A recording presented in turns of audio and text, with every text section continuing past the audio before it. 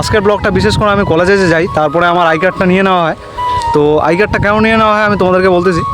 তো আমি ex student, মানে আমার অলরেডি ড্রপ আউট আমি কলেজ থেকে করি। তো আমার 4 সেমিস্টার করার পরে 5th সেমিস্টার করি, তারপরে কিন্তু আমি কলেজে আর অ্যাডমিট হই না। হ্যাঁ, এখানে দিয়ে দিচ্ছি আমার গলায় একটা আই কার্ড ছিল, তোমরা দেখতে পাচ্ছ। তো আমি শীতলকুচি কলেজেরই একটা স্টুডেন্ট। তো শীতলকুচি কলেজে আমি যাই ফার্স্ট টাইম, অনেক দিন পরে আর কি। তো যাওয়ার পরে ব্লগ ভিডিও শ্যুট করি, ব্লগ ভিডিওটা তারপরে আমাকে নিয়ে যায় প্রিন্সিপালের রুমে। তো আমার দোষ একটাই, আমি ব্লগ ভিডিও কেন শ্যুট করলাম।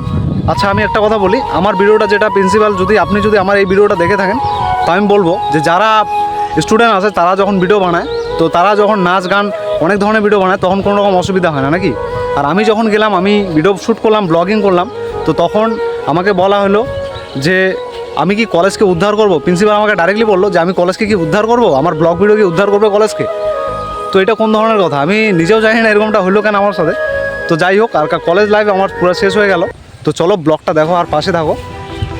আর আশা করি মানে এরকমটা হয় কেন, কারণ বাইরে থেকে স্টুডেন্ট গিয়ে শীতলকুচি কলেজের মধ্যে ঝামেলা সৃষ্টি করে, ঠিক আছে। তো এই ঝামেলা থেকে বাঁচার জন্য এরকমটা পদক্ষেপ নেওয়া হয়েছে শীতলকুচি কলেজে। তো কলেজে যারা যারা যায়, যারা রেগুলার স্টুডেন্ট, তারা ভিডিও শ্যুট করে, কোনো প্রবলেম নেই। কিন্তু যারা রেগুলার স্টুডেন্ট না, তারা তোমরা যারা ব্লগ শ্যুট করবা, তারা পারমিশন নেবে প্রিন্সিপালের কাছ থেকে, নিয়ে ব্লগিং করবা, তাহলে প্রবলেম হবে না।